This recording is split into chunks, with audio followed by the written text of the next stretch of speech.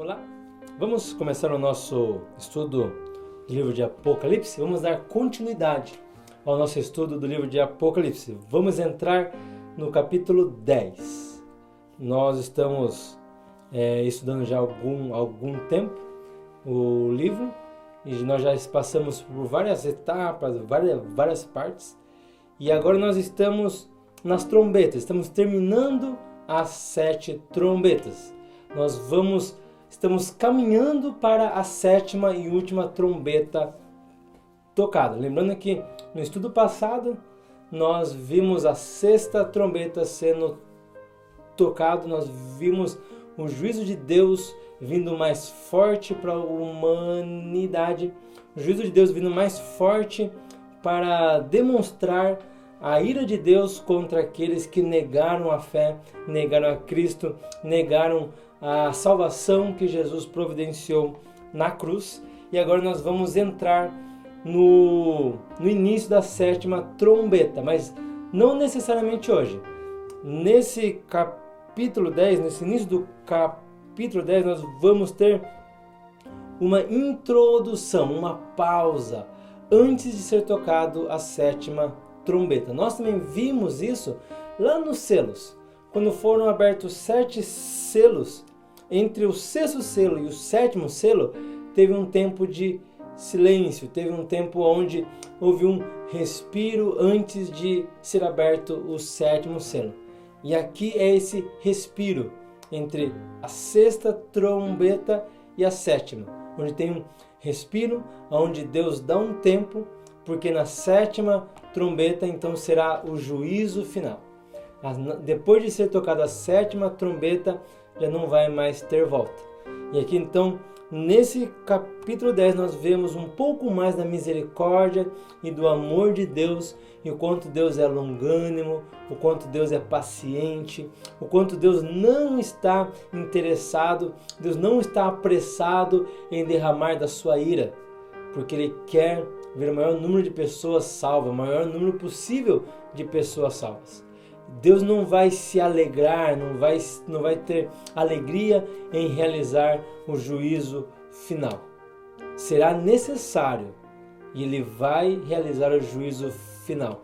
Mas o máximo que Ele puder, o máximo que Ele conseguir alertar a humanidade, chamar a atenção do povo, chamar a nossa atenção para ir ao arrependimento, Ele vai fazer isso. Ele vai continuar constantemente chamando a nossa atenção, porque Ele quer que nós, a humanidade, estejamos com Ele no céu.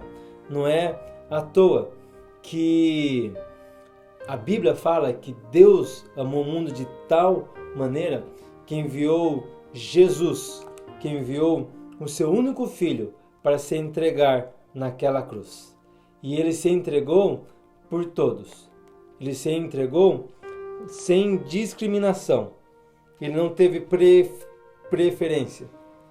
Ele não se entregou para algumas pessoas. Ele se entregou por toda a humanidade.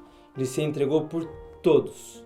E é por todos que ele vai ali na cruz, então, entregar a salvação por toda a humanidade. Jesus não veio para alguns, não veio só para Israel, não veio só para algumas pessoas, não veio só para os homens ou só para as mulheres, não veio para uma época específica, Ele veio para toda a humanidade, Ele veio para todo mundo.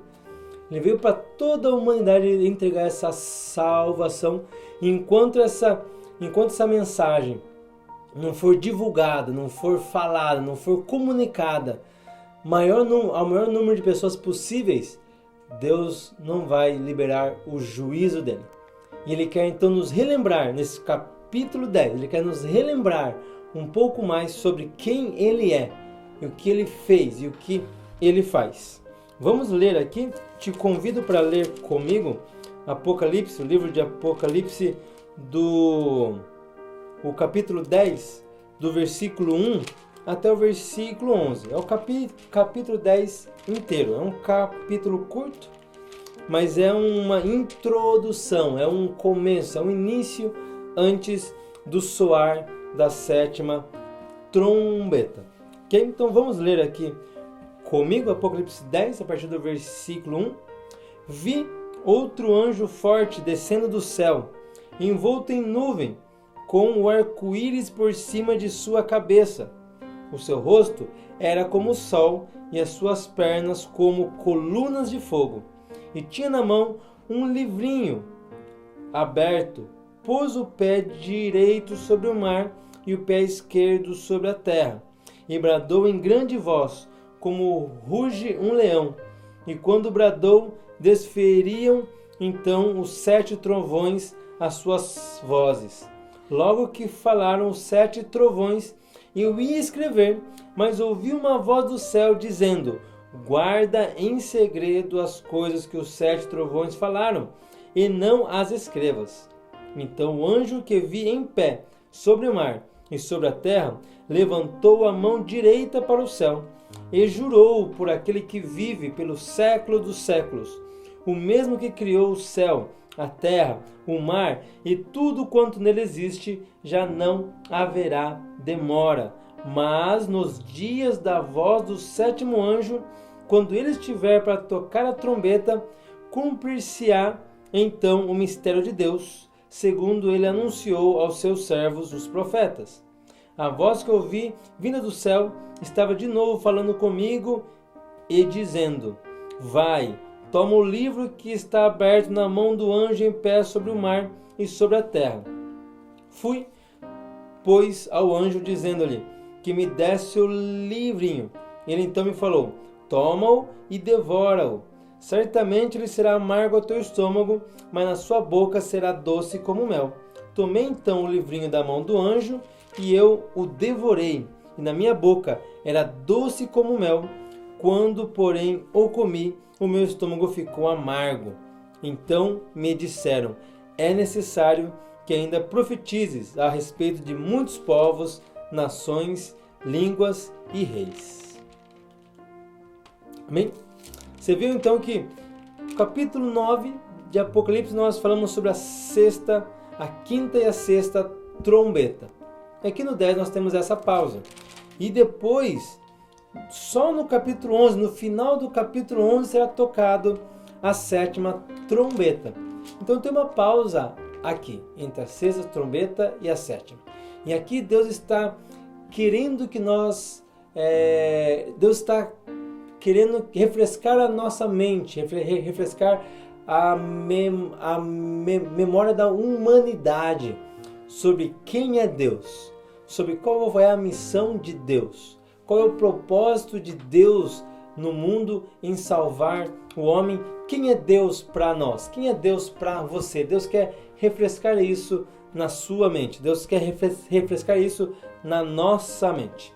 E nós vamos fazer isso nesse vídeo, nessa aula. Lembrando, eu já repeti várias vezes isso, mas é importante que isso esteja bem guardado na nossa mente. O livro de Apocalipse ele é recheado de simbolismos. Simbolismos que demonstram e apontam para Jesus. Sempre, sempre, sempre vai apontar para Jesus. Vai apontar para a obra de salvação, pela obra vicária de Jesus, vai apontar para Jesus como Cordeiro, para Jesus como o Alfa, o Ômega, Jesus como o caminho, Jesus como a verdade, Jesus como a vida, Jesus como o Salvador. Todos esses simbolismos apontam para Jesus e toda essa obra redentora de Deus para a humanidade. E aqui não é diferente. No capítulo 10, versículo 1, começa falando assim: que João viu um anjo forte descendo do céu, envolto em nuvens, com o arco-íris em cima da sua cabeça. O rosto era como o sol e as pernas como coluna de fogo. A descrição do anjo forte. E esse é o primeiro ponto do nosso estudo de hoje. Vamos descrever esse anjo forte. E o que Jesus estava querendo nos lembrar com a visão desse anjo? Lembrando que anjo, ele sempre simboliza um emissário, sempre simboliza um ser enviado para anunciar, para proclamar, para falar algo específico da parte de Deus para o homem. Como, por exemplo, Maria com o anjo Gabriel. Quando Deus enviou o anjo Gabriel, foi para anunciar que Jesus iria nascer através dela. Quando Deus mandou o anjo para falar com Moisés, foi para que o Moisés então soubesse aquilo que Deus estava chamando ele para fazer. Quando Deus mandou um anjo para falar com Josué, era para que Josué entendesse o chamado dele. Quando Deus mandou um anjo para falar com Isabel, foi para isso também. Quando Deus mandou um anjo, quando Deus manda anjo para falar com os homens, é para fazer o homem entender a vontade de Deus, entender o plano de Deus, entender aquilo que Deus está separando, aquilo que Deus está Deus quer que se torne realidade. E aqui Deus está mandando um anjo para proclamar, para nos fazer lembrar de quem é Deus. Aqui fala que o anjo, ele era envolto em nuvens. Em volta desse anjo haviam nuvens. Lembrando de simbolismo, nuvem sempre simboliza a presença de Deus. Em diversas outras passagens da palavra de Deus você vê isso. Lembrando de quando Deus foi falar com Moisés no Monte Sinai. Uma das coisas que aconteceu ali foi que a montanha ficou envolta em nuvens. Nuvens fortes, nuvens pesadas envolviam aquela montanha. Quando Deus falava com Moisés face a face, quando Deus falava com Moisés lá no tabernáculo, falava que uma nuvem vinha sobre o tabernáculo e cobria então ali o tabernáculo. A nuvem simboliza a presença e a glória de Deus. Quando Salomão ele mandou construir o templo, quando ele foi consagrar o templo a Deus, fala que então o templo ficou tomado por uma nuvem espessa que nem os sacerdotes conseguiam andar e conseguiam se movimentar dentro daquele local, porque a nuvem da presença da glória de Deus estava ali. Então eles foram tomados por essa presença, por essa glória de Deus. E fala que esse anjo estava completamente envolvido por essa glória de Deus, envolvido pela presença de Deus. Quando o povo de Israel estava no deserto, caminhando pelo deserto, para que o povo não passasse calor ali no deserto, durante o dia havia uma nuvem que demonstrava a presença de Deus, que então os protegia, então dava conforto e dava abrigo para o povo. E fala que quando a nuvem se movia, o povo se movia junto com a nuvem. Quando Deus se movia, o povo se movia junto. Aqui também fala que os pés desse anjo, eles eram como colunas de fogo. Quando o povo estava no deserto, de manhã tinha coluna de nuvem, que então dava refrigério, dava para eles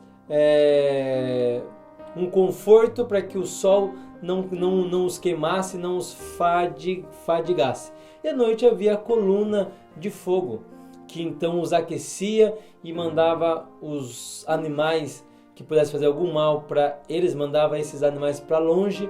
E aqui essa coluna de fogo também simbolizava a presença de Deus. Quando falamos de coluna de fogo, nós também lembramos da presença de Deus, mas da presença de Deus de um modo diferente da nuvem.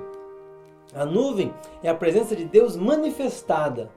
A presença de Deus sendo manifestada, então há um simbolismo de nuvem, onde então não é possível que a glória de Deus fulmine, mate, que a glória de Deus execute a humanidade por causa do pecado dela. Agora, quando se fala de coluna de fogo, estamos falando da presença de Deus manifestada através de proteção, através de guarda, através de cuidado de Deus, através Está falando sobre Deus se manifestando para suprir, para guardar, para proteger, para nos livrar. Era isso que a coluna de fogo à noite fazia para o povo lá no deserto. E aqui então é Deus lembrando de que a presença dele é manifesta, a presença dele é para nos tocar, é para nos guardar, é para estar conosco ao nosso lado o tempo todo. Aqui também fala que sobre a cabeça desse anjo havia um arco-íris. O arco-íris simboliza a aliança de Deus com o homem. Lembrando lá do dilúvio, Noé, arca, lá depois que tudo passou, depois que acabou o dilúvio, nós então vemos que Deus firmou uma aliança com Noé. E ali fala então que essa aliança foi firmada quando Deus colocou no céu o seu arco. Deus colocou no céu o arco-íris. Em Apocalipse também fala que esse arco-íris está acima do trono de Deus. Esse arco-íris também está acima do trono de Deus, está ao redor do trono de Deus. Isso está lá em Apocalipse 4:3. Também fala que, então, aonde Deus se assenta, onde está o trono de glória de Deus, há um arco-íris. Para quê? Para demonstrar a aliança de Deus com o homem. Deus leva a sério a sua aliança com o homem. Deus leva a sério, e muito a sério, a sua aliança com a humanidade. E essa aliança que ele fez conosco, que fez com a humanidade, ela é inquebrável. Ela é inquebrável. Ela não vai ser quebrada, ela não vai ser substituída, ela não vai ser esquecida por Deus em tempo nenhum. Por isso que fala que esse arco-íris estava sobre a cabeça do anjo. Estava sobre a sua cabeça. Sobre a sua cabeça. Cabeça sempre simboliza autoridade. Autoridade. Então, a aliança de Deus está sobre a sua autoridade. Ele usa, ele faz real, ele faz verdadeiro. De acordo com a autoridade dele, ele faz isso se tornar real na nossa vida, para o mundo todo hoje. O mundo como você conhece hoje, ela é alicerçada, ela é envolvida, ela é hoje guardada e ela funciona por causa dessa aliança de Deus conosco, por causa da aliança de Deus com o homem.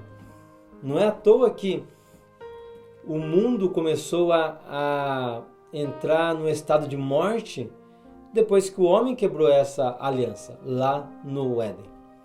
Não é à toa que tudo que Deus fez, tudo que Deus criou, tudo que Deus formou com o poder e a autoridade da sua palavra, tudo isso foi alicerçada e foi colocada em prol dessa aliança de Deus com o homem. Então essa aliança de Deus não começou lá com Noé, não começou depois do dilúvio. Ali ela foi refeita, ela foi refirmada, ela foi ali relembrada por Deus. E para que o homem então pudesse lembrar dessa aliança, então Deus colocou um símbolo, que é o arco-íris. Deus colocou um símbolo. O arco-íris simboliza essa aliança de Deus com o homem. Agora presta atenção nisso. O arco-íris não simboliza o amor de Deus pelo homem. O arco-íris não simboliza a divindade de Deus sobre o homem. Essa aliança, o arco-íris não simboliza nem mesmo a cruz de Cristo que foi colocado no mundo a favor do homem. Não. O arco-íris simboliza a aliança, o compromisso, o comprometimento. E essa aliança só foi feita por quê? Porque Deus nos ama. Porque Deus nos ama. O amor de Deus está antes dessa aliança.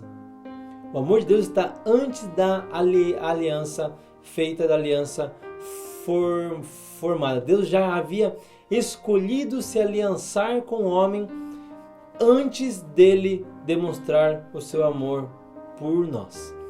A cruz veio depois dessa aliança, porque Deus tinha uma aliança com o homem, por isso que Deus não desistiu do homem, por isso que então ele enviou Cristo para vir, por isso que ele então arquitetou esse plano da salvação, por isso que então a cruz existiu, porque Deus tinha uma aliança com o homem e Deus não iria de jeito nenhum romper essa aliança com a humanidade, com o homem, comigo e com você.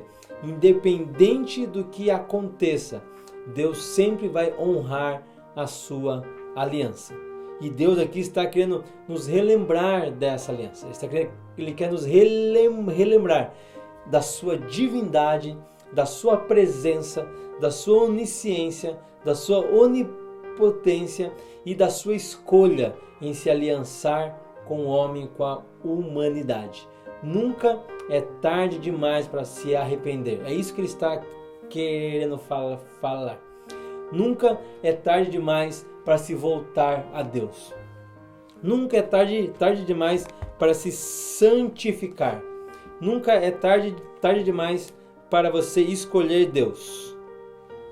Nunca é tarde demais para você escolher andar com Deus. Nunca é tarde demais para você largar essa vida religiosa e passar então a ter uma vida rendida, uma vida viva, com tua mente renovada, com as suas ações renovadas na presença de Deus. Nunca é tarde demais para você escolher Deus. É isso que ele quer lembrar a humanidade.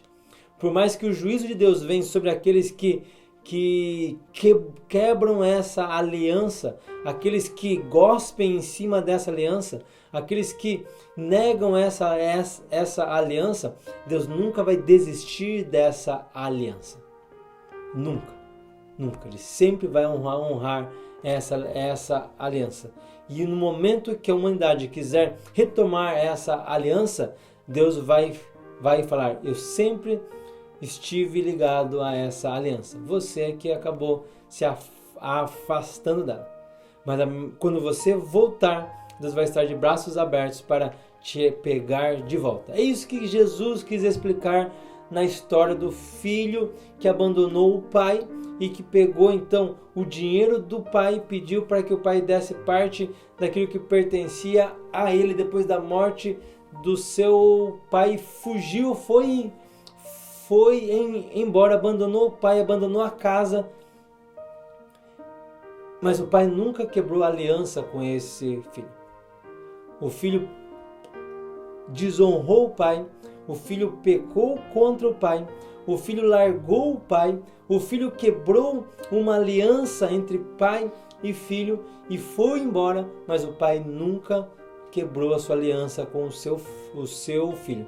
E quando o filho resolveu voltar, não porque estava com saudade, ou não porque ele pensou bem, falou: pô, eu acho que eu fiz mancada, não.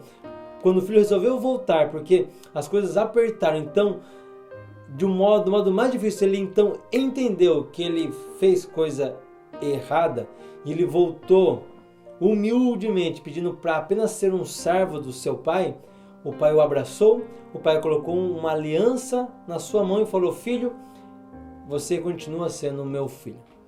Filho, eu nunca te abandonei. Você que me abandonou. Filho, eu nunca falei que você não era bem-vindo na minha casa. Filho, eu nunca te falei que eu não te amava. Eu nunca te falei que eu não te aceitava. Eu nunca te mandei ir embora. Você foi porque você quis. Mas a minha aliança com você nunca foi quebrada. A tua aliança comigo é que foi quebrada. Então, ao filho voltar, o pai o recebe de volta. Jesus estava querendo explicar isso. Que não importa se nós quebramos essa aliança ou não. Não importa como nós quebramos essa aliança. Deus nunca quebrou a sua aliança conosco. E nós só vamos sofrer se nós continuarmos longe dessa aliança. Se continuarmos longe de Deus.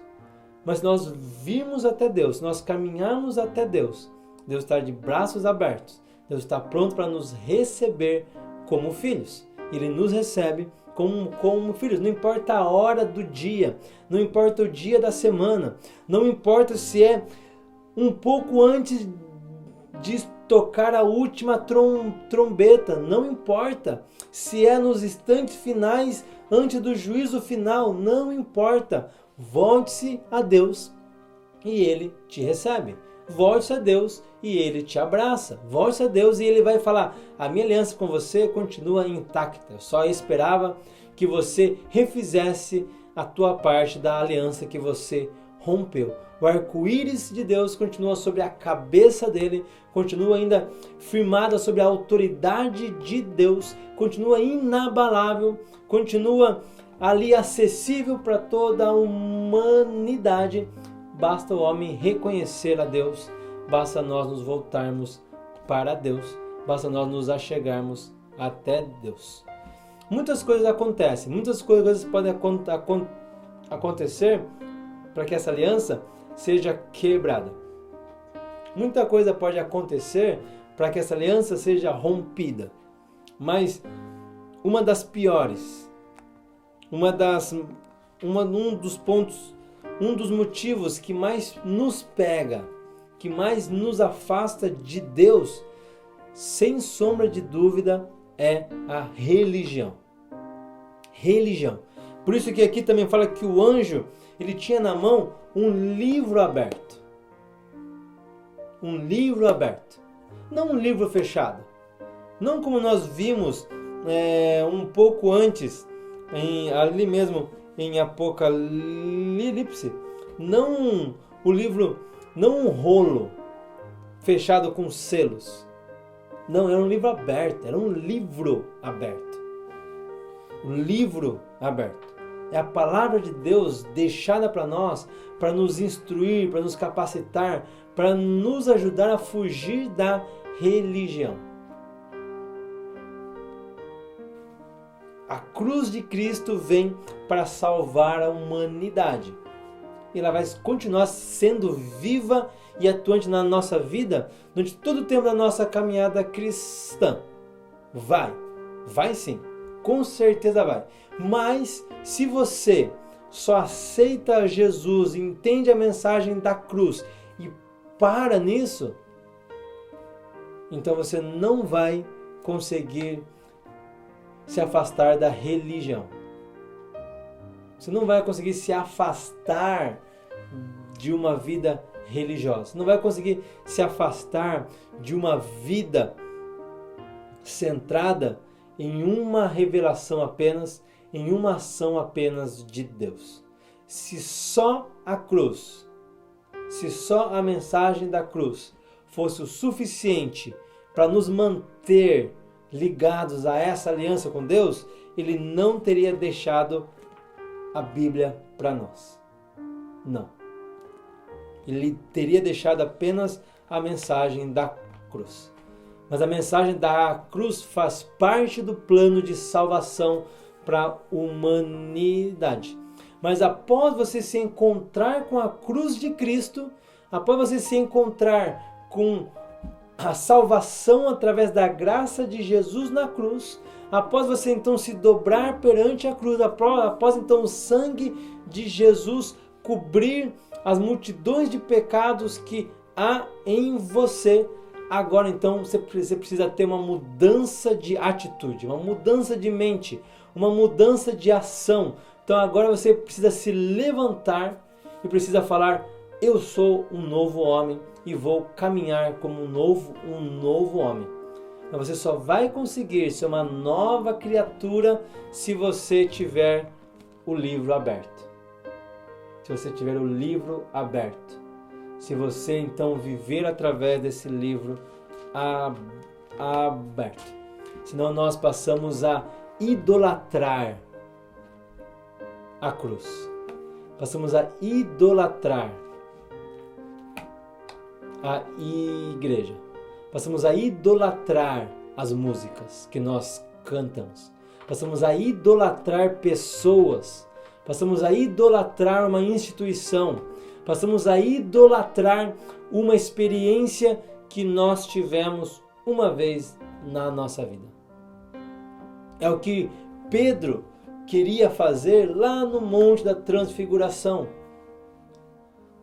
Lá no Monte da Transfiguração, onde então Jesus ficou coberto de glória, sua roupa brilhava e apareceu Elias, apareceu Moisés, que simboliza a lei, e os profetas, simboliza a palavra de Deus. Jesus estava ali conversando com Moisés, conversando com Elias.